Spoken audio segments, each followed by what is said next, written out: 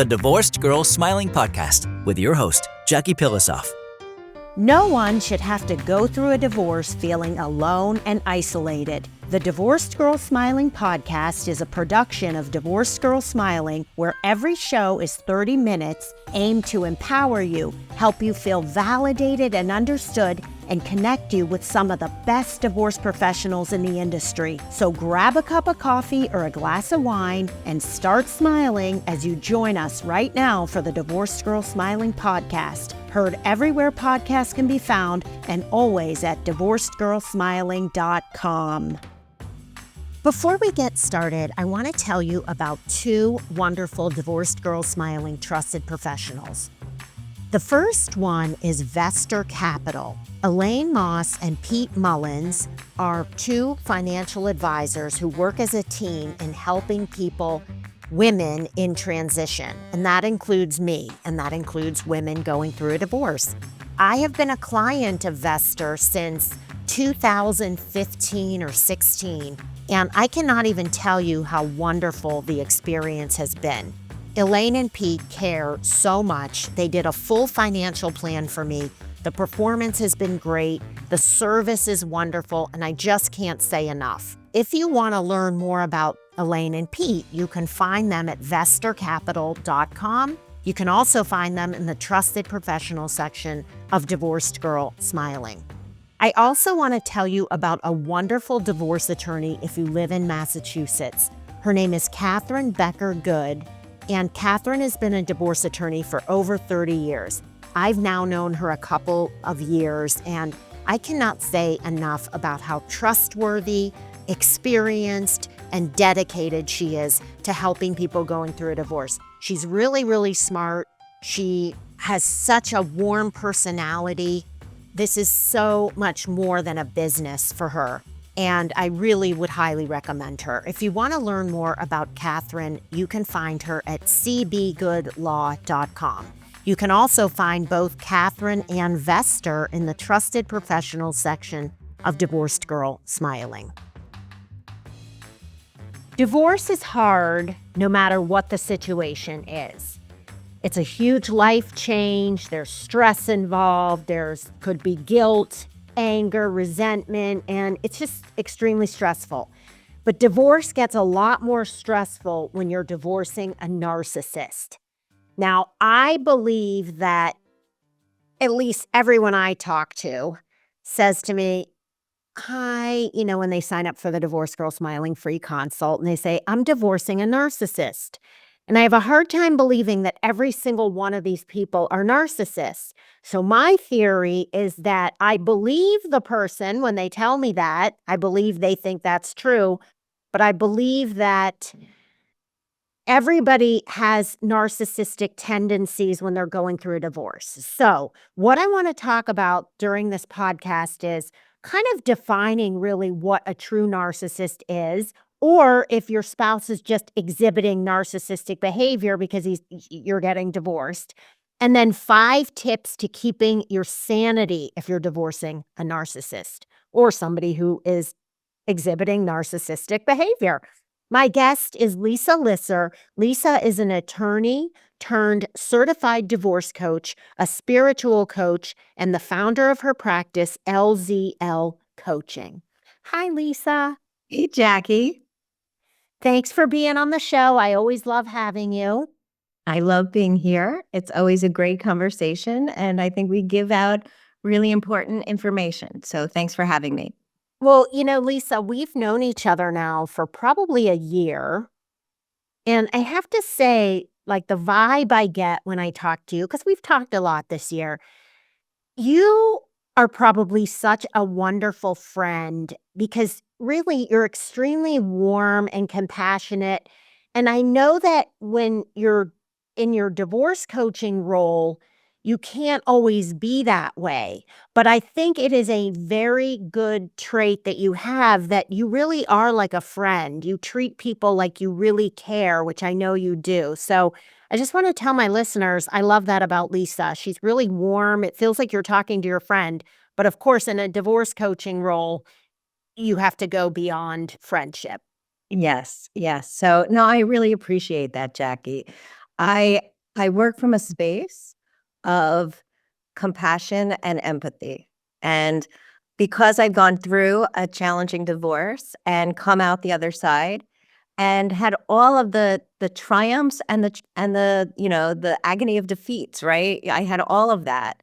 Um, I have a knowledge of what people are going through, and so my real focus in doing the divorce coaching is to help people feel like I'm holding their hearts while I'm giving them strategic support.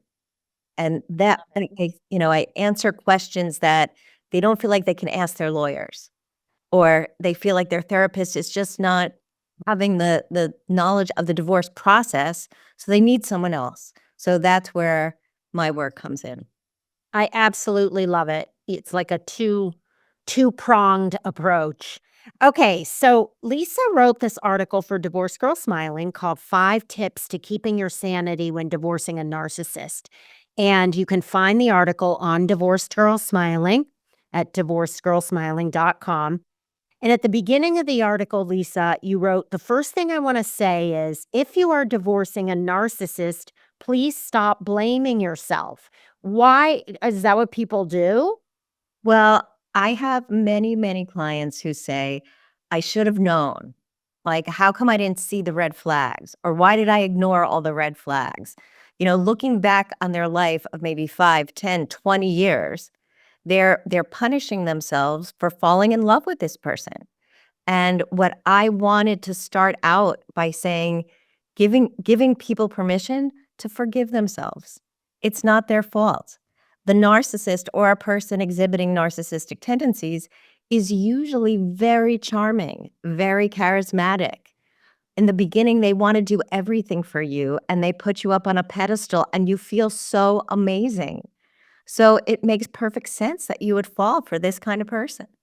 Well, Lisa, go ahead. So the other piece is that people who are very empathetic are also the people that the narcissists find, because it feeds each other, because the empathetic person wants to take care of the narcissist and the narcissist wants the empathetic person to be drawn in so they can be knocked off. That's part of the process. Okay, so the same could be said for if somebody is beating themselves up, "I should have known better," and blaming themselves like, "I married an alcoholic," or "I married a cheater," or "I married somebody who's physically or and emotionally abusive." So I guess I want to say to people listening, don't blame yourself for whatever reason is you're getting divorced. You thought you were in love, and you probably were at the time. You did the best you could. You went with your heart and you married him, and you probably have kids, and you would never regret that. So stop beating yourself up. But Exactly. Lisa, I want to back up and ask you, what is the definition of a narcissist? Because at the beginning of the podcast, I told the listeners what I always tell you is that I think everyone thinks they're divorcing a narcissist. So what is a narcissist? So it's a good question. But a narcissist is a person who feels very superior, who has an arrogance and a confidence about them, and who feels like everyone needs to serve them in a way that they try to crush people around them for their own strengths. So, like, if you were a strong person before, that might have been the draw, but the game with the narcissist is to knock you down and to retell a story to you about yourself, that you're not that good. You make lots of mistakes. You're not that smart. And so the person who's engaged with the narcissist tries to repair or rebuild or fix, but they can never succeed. And so that's the power of the narcissist. And do you agree with me that people getting divorced often display narcissistic tendencies when in reality, a lot of them probably aren't true narcissists? Well, it's very hard to determine who's a true narcissist, because true narcissists don't go to a therapist to try and fix their behavior. They think that they're always right and that there's nothing wrong with them. So that it's very hard to say who's diagnosed as a narcissist. At the same time, when you're engaged in a fight over a marriage which is so full of emotions, everybody is trying to pull from each other. And so it may feel like during the process that other person is trying to destroy you. And it's hard to get out from under that. But that's where having the support you can achieve, if you really know the divorce landscape, is really key to a successful divorce. You're listening to the Divorced Girl Smiling podcast. My name is Jackie Pilosoff, and I'm your host. Today, I'm talking to Lisa Lisser, attorney turned certified divorce coach, spiritual coach, and the founder of her practice, LZL Coaching. Lisa and I are talking 5 tips to keeping your sanity when divorcing a narcissist. We're going to take a short break, and when we come back, we have the 5 tips. We'll be right back.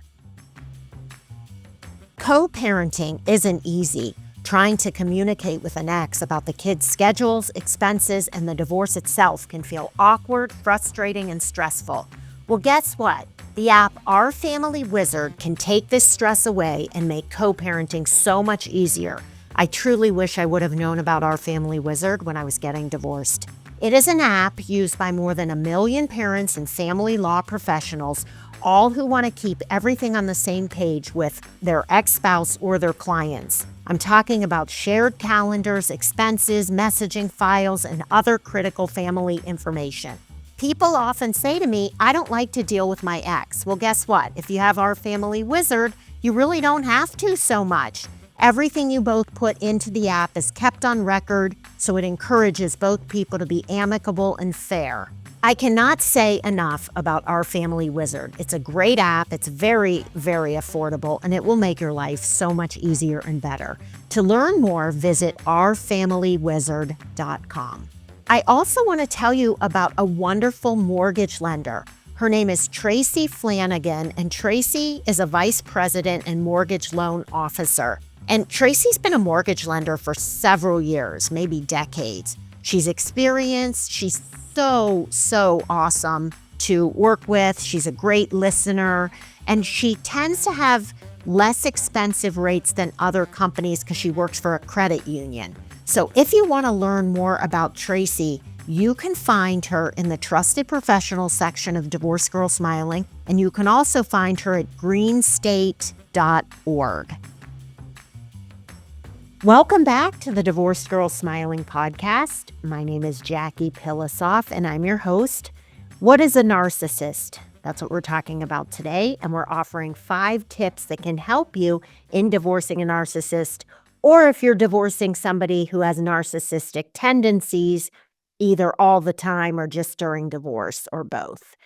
I'm with Lisa Lisser, divorce coach, founder of LZL Coaching, a great divorce coach. She can be found at lzlcoaching.com. Lisa, the first tip that you offered for divorcing a narcissist is set your boundaries. What does that look like? So, a narcissist really works hard to control you and to step over your boundaries. So in order to keep your sanity, it's really important to just say no. To say, I'm not going to let you back into my head. I'm not going to let you control me. I'm not going to be in a fight, flight, freeze, or fawn state all the time anymore. So the answer is no. And when you're working with a divorce coach, you learn the tools to how to say no effectively, especially if you've been in the habit and the practice of always trying to please. So that's what it means to set your boundaries. Okay, you know what's so funny? I was just watching the news like a few days ago. I can't remember even what the story was, but there was this woman on, and the reporter said something to her, and she goes, I'm not going to let you do that to me and get in my head like that. That is not what happened, and blah, blah. And I was thinking, wow, when you were saying that, I was like, maybe she's one of Lisa's clients. Because really, it was so like the reporter was really trying to box her in. And she's like, that did not happen, and I'm not going to let you do that. And I was like, wow, you go, girl. It was Yeah. really refreshing. Okay, next tip on helping you divorce a narcissist in an easier way is identify your why. You wrote why in quotes. This is your Yes. purpose, your values, your passion. Your why defines who you want to be during the process. Tell me about that. So your why is really your the values that you hold when you're your best self. Like, what is the reason that you are getting the divorce in the first place? What are you trying to stand for? Who are you trying to be? And when you can be firm and confident in why you're doing what you're doing, it gives you more strength during the process. So we help you figure out what are your values? When have lines been crossed? How do you want to maintain those boundaries so that your integrity is intact? And that's really the main thing is that you have felt during this relationship that you've lost your integrity or you've lost your personality or you don't know who you are anymore. And what we do in coaching is help you regain that confidence. Remember that when you're focusing on your why and your purpose, you can't be moved. And so that's the power of the why. Simon Sinek, who is a therapist and philosopher and business person on YouTube, he has books. The Why Matters. Um, he says that when you start with the why, what's the important thing? What's your value? You're contagious. Like that energy of that power moves you forward. And when you can stick in that place, you're going to convince yourself you're entitled to move forward as well as everyone around you. Okay, now in coaching, do you ever tell people? Because I'm thinking that this is what, if you said this to me in a coaching session, I would go home and I would write down the reason why I can't be married to so and so anymore is because he cheated on me 5 times. And I finally realized that cheating is not acceptable. I deserve to be with someone who wants a monogamous relationship, blah, blah, blah, whatever you want to say and whatever Right. what your why is. And then literally read it as much as and often as you need to reinforce when you think, "Okay, but I'm gonna have so much less money. I have to move out of my house. My kids are gonna be victims of parents of divorce." Okay, if you go back to your why, is that more important to you? And I bet you like 10 times out of 10, it always is to people. Of course it is. So when you go to your why, and really I start with my why, not talking about what he or she did, not what happened to you, but who am I? How can I live in my own integrity? It's really about reacclimating yourself to yourself because you've lost who you are. And that's Right. what a lot of my clients come to me. I don't know who I am anymore. So let's remember that.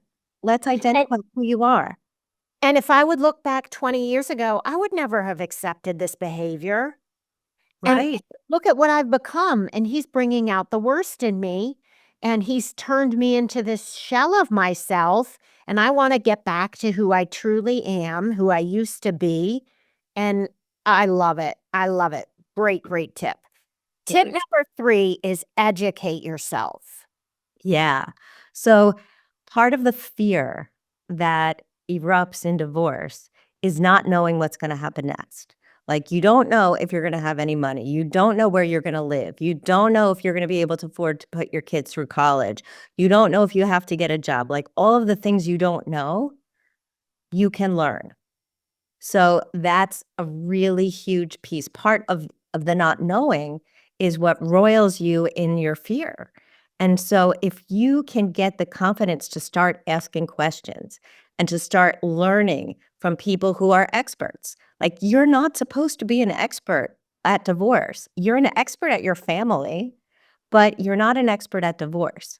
So start educating yourself about what you need to know about divorce, whether that means your finances and figure out what your financial picture is, or what's the divorce process really involve? Do I need a lawyer? Do I need a mediator? Is there something in the middle? Can our lawyers negotiate? What kind of divorce do I want to have? What kind of lawyer do I need? So all of these are questions that once you start investigating, you're reclaiming some power and you're eliminating the uncertainty because you know more. And that's what's really important. And really, you've just described the whole mission of Divorced Girl Smiling, which is to give people access to trusted, vetted divorce professionals. So if you're listening to this, just go to divorcegirlsmiling.com. You're going to see a whole list of real estate agents who specialize in divorce, financial advisors, mortgage lenders, divorce attorneys. And to Lisa's point, call some of them and have consultations. It doesn't cost anything. Well, maybe the divorce attorney does. That's the only category. Although even some divorce attorneys now give free consults. Or like you can call a divorce attorney and they'll charge you, but then if you hire the attorney, they take that fee off of your bill. So Right. you start off 500 in credit. So, if it's a $500 consult. So, empowering yourself and getting answers is so important in reducing stress and having a better outcome.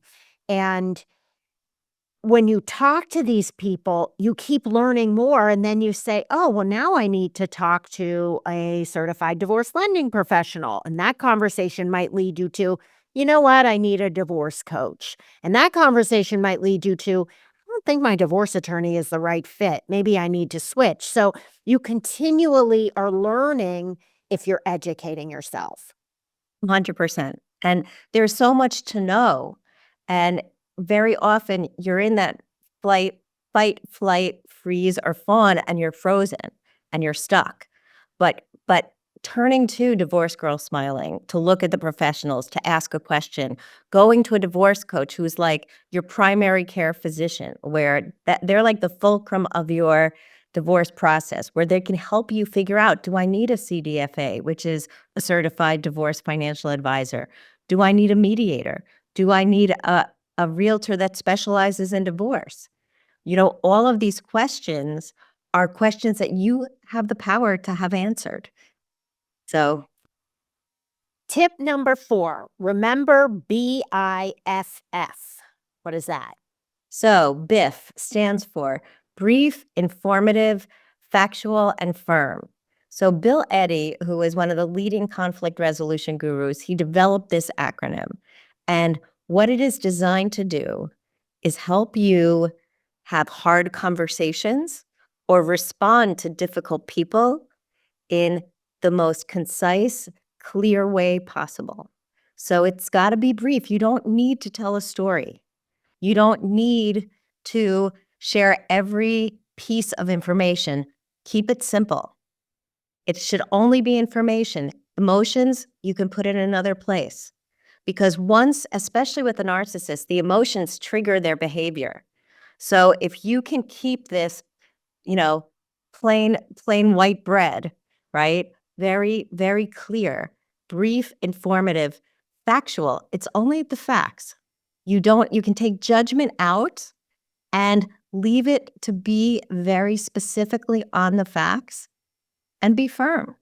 Because at the end of the conversation, you just want to say, that's what I have to say, and that's it.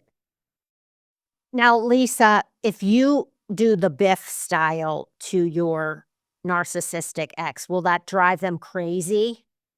It might drive them crazy, but it also, if you decide that you're not going to engage any further, that's your boundary, right? You've set a boundary. I'm only going to speak with you in this way. I guess the reason I asked it is, will it drive the person so crazy that they'll act even more so to try to get you out of Biff? So here's the thing. Anytime you shift your mindset, you're shifting the whole paradigm. So if you are practicing a new way to communicate, it's gonna throw everything off kilter. But while it may infuriate, if you are not taking the bait, then you're not taking the bait. You're making that decision. So it may take a lot of self-control. But what I tell my clients is anytime you feel like your body is triggered, you feel tightness, you feel anxiety, the power of the pause. So just stop, take a deep breath, and frame your response in Biff. And those steps will help you disconnect from the upset so that you can be clear. And even if it's a mantra going on in your head, I've got to be Biff, I've got to be Biff, that's okay. That works. And you're going to love yourself when you do that. You're going to love yourself because you're controlling what you can control, yourself, your behavior. You're going to have so much self-pride and self-love for doing this. And that will keep you in your why, right? If Yeah. you can do, because if your why is, I want to be my best self during this divorce, then you stay in the Biff and you stop engaging in the emotional blackmail that's been part of your story. You're staying in your integrity, and that's really powerful. Last tip, design your vision for the future. So I love this. And this is the fun part of working together, is that divorce is the end of something, but it's the beginning of something else. And that something else can be really amazing and wonderful. So in the course of our coaching, we take time to think, all right, what is my dream? What do I want my life to look like? And even if you don't believe that it's achievable right away, by writing it down, by articulating what you want for your future, you are encapsulating a lot of power. Like I believe in manifesting, that if you put the energy out there and you start taking the steps toward those things by even just writing it down, it helps clarify your goals. And that helps you achieve what you need to achieve in a much quicker way. Like, I look at it as an accordion. Like, you write down these ideas of your vision, you visualize your future, and all of a sudden your future is happening now. Lisa, I love it. And I believe in manifesting also. And I think the more things that you just say, like, okay, for example, let's say you've always wanted to, you know, well, I'm just gonna use my own example. When I got divorced, I didn't know, I didn't say, "Oh, I wanna have a divorce support website that connects trusted professionals to people." I didn't that's not where I started. I started on a street corner working for the Pioneer Press, my local paper, asking people the question of the week. I was doing like an intern job, but I loved it, and I wasn't ashamed of it, and I wanna tell people listening, you can start small. Just follow what you love. So And you can't yeah. expect to be, I became a reporter and a columnist for that paper, but I had to prove myself. And I literally would stand on a street corner with my 2 young kids because I couldn't leave them home. They just said to me, they're 21 and 23 now. They're like, "Mom, remember when we would have to go stand on the corner and ask questions? We hated that." And I was like, but, you do what you have to do, and my future was like, all I know is I love to write. I wanna work for a newspaper, I'll do whatever it takes, and look where it led me. Yeah, well, that's because you had a vision and you did it now, like, you stood in the present. So often we're living in the past, and we're regretting, we're resentful, we're disappointed in ourselves, all of those negative things that you wanna take out of the blame, and start being in the present and say, "Look, I had the courage to do this really hard thing, to say no more, and I'm ready to move forward." And what does moving forward look like? Maybe moving forward means I move out of the house. Maybe it means I stay in the house. But making a decision and writing it down helps you achieve it so much more quickly. Like you said, I want to be a reporter, I'll stand on a corner. So, you know, Okay, now I don't wanna feel people to feel like I'm a narcissist, but I have to tell one more part of my story because this is very important. So you said, "Don't look at the past." What I could have been saying is I wanted to be a news anchor. I gave up a news anchor job in Houston, Texas to marry my husband and then ended up divorced, stay-at-home mom with 2 kids. And I could have been bitter about that and said, "Boy, I could have been like, an ABC," or I don't remember what station it was, but it was an anchor position in Houston, Texas. Now, forget it. I'm so happy with what I'm doing now. This is what it was meant to be. I stood on a street corner instead, and I ended up with a really, really happy life. So, I mean, you can sit and be bitter. Lisa, how many times do people say, my husband took the best years of my life. I could have done this, this, and this. If it wasn't for him, he held me back. And that's not a healthy way to think, because all that does is get that toxicity in you. So just, I'm not saying never think about it, because that's like, you don't want to brush it under the rug. But just No, be but like, okay, that's really a shame that that happened, but nothing I can do about it now. oh, here's what I say to people and what people say to me. Like, everything that happened to you led you to this moment.